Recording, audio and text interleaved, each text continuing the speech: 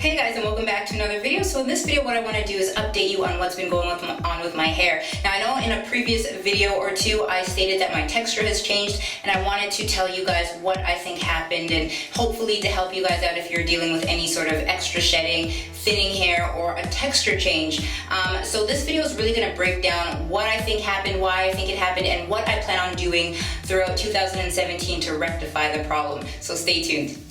Now, first of all, I've said this on many occasions that I personally think I have the best subscribers in the world. My YouTube family has been awesome.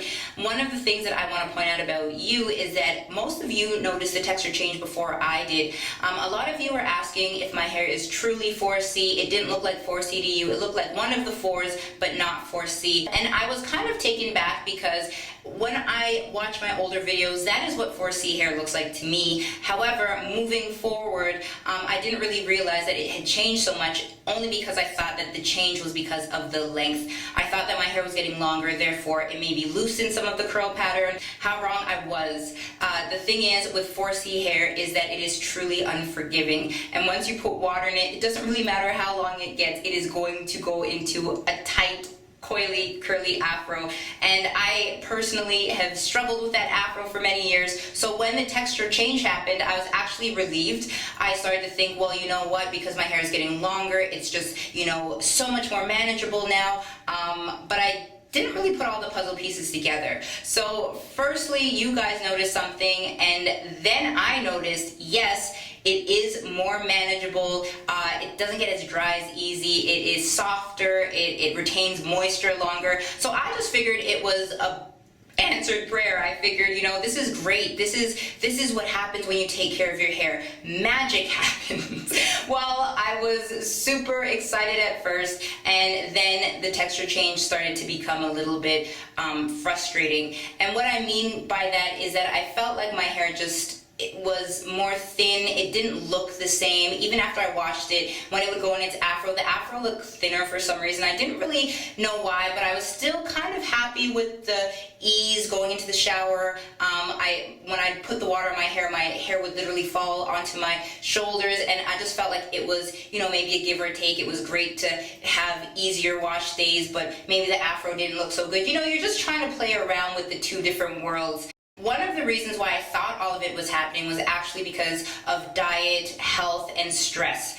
So for many of you who've been following me on this journey, you know that my health has not been the greatest. I've been battling a health illness for a number of years, and so I thought, well, that was probably one of the things that was happening. Maybe the illness was causing the thinning and the texture change, so, you know, I looked into it, and what I found out was that I'm actually healthier today than I was when I actually started on my hair growth journey. And when I started on my hair growth journey, as you can see, by year 2, my hair was a full, thick, very healthy afro, and now that I'm actually healthier, my hair texture changed. It didn't quite add up, but I said, you know, there must be a reason. But what I ended up doing was I started to do some research, and I decided, you know what, let me check out my older videos and let me try and figure out when all of this texture change started happening, and let me kind of piece the puzzle pieces together and see if I can figure out what's going on. So what I ended up doing was looking back on my videos up until a year ago, and I have a lot of behind the scenes footage that I did not put on YouTube, and I was looking through that, and what I realized was that one thing in particular stood out.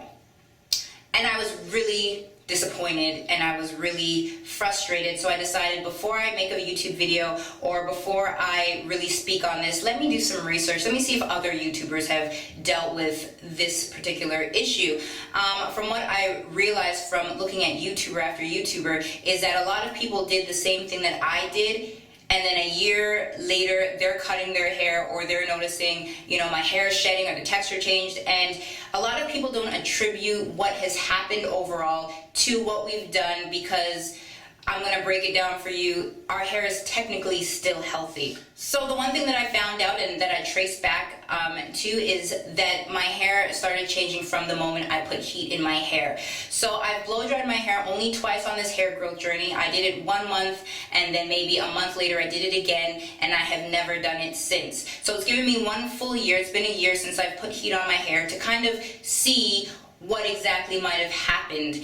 And one of the things that I really want to put out there is that if you have blow dried your hair and you took the proper measures, you put on your heat protectant and you put the blow dryer or the flat iron on low, and once you wet your hair, you wash your hair shrunk back up, I want you to know that your hair is actually still healthy and that you did not damage your hair. It's not heat damage.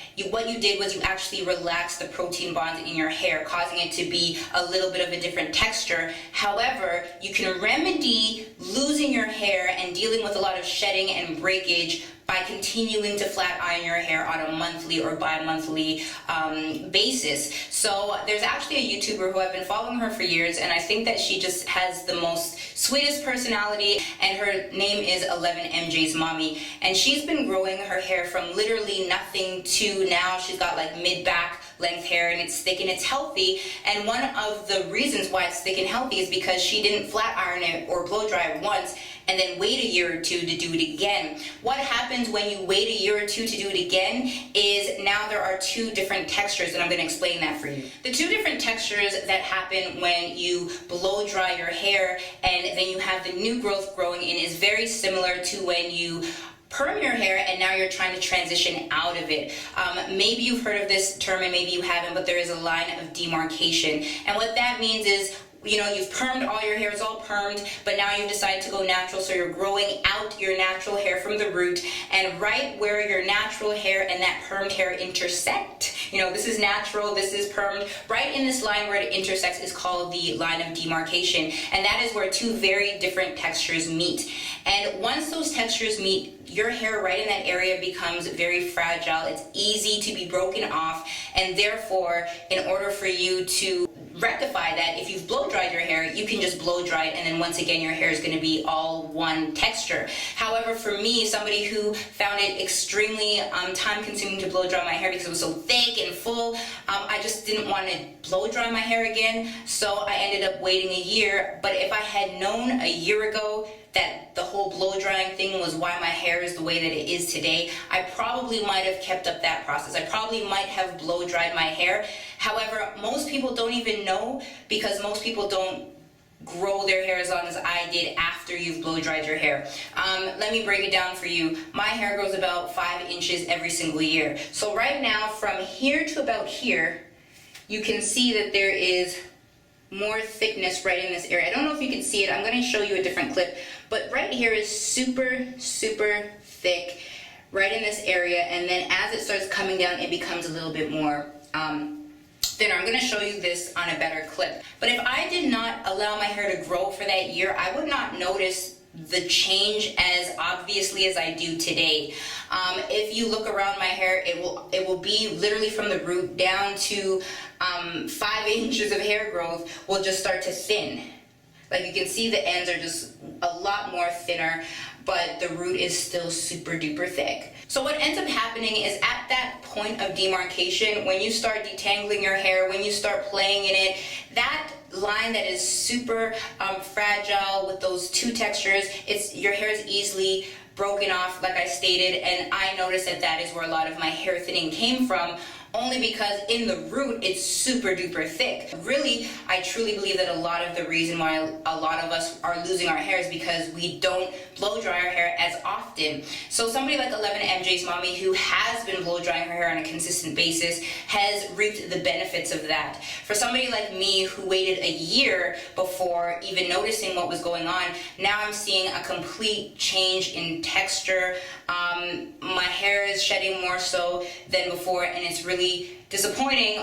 So if any of you who've noticed a texture change or a hair change, please let me know in the comments below. Have you used heat? Have you used a blow dryer or a flat iron? Have you done color? Color does have the same kind of effect, so it is still related in a sense. So let me know in the comments below if you yourself have had the situation, or if you've seen another YouTuber who they've straightened or flat ironed their hair and all of a sudden, maybe a year later, they're big chopping again or going on a different journey. Let me know. So if you have used heat in your hair and you are noticing that you use heat maybe once a year or once every other year and you get all this shedding and thinning, try to blow dry your hair more often or flat iron it more often, if that is what you want to do, if you want to hold on to your hair and that texture. However, because I'm on a journey of falling in love with my own natural 4C hair, taking care of it, and loving it for what it is, I personally will be starting a different hair growth journey as far as 2017. But what I'm going to do is I'm going to be posting pictures on Instagram. For those of you who don't know, I have a new Instagram account, and that is going to have all the behind the scenes pictures of when I cut my hair, if I cut it, or if I style it, or if I'm doing something different diet-wise. All of that's going to be on Instagram, really behind the scenes stuff that I won't put on YouTube and that I will not put on my Facebook. So for those of you who are not following me on Instagram, follow me on Instagram, like the pictures that are there. I think I posted a couple of pictures. And for those of you who are more interested in just inspiration with alopecia and hair growth, then you can continue to follow me on Facebook. If you haven't liked my Facebook page, go like my Facebook page. Stay connected with me 2017. If you have not checked out 11MJ's Mommy's channel, go check her out and see how she was able to grow her hair and maintain her length. It's beautiful hair. She's a lovely person. Subscribe to her channel. And besides that, guys, most importantly, thank you so much for watching another one of my videos. Don't be a stranger. Let's stay connected, and I will see you soon. Bye, guys.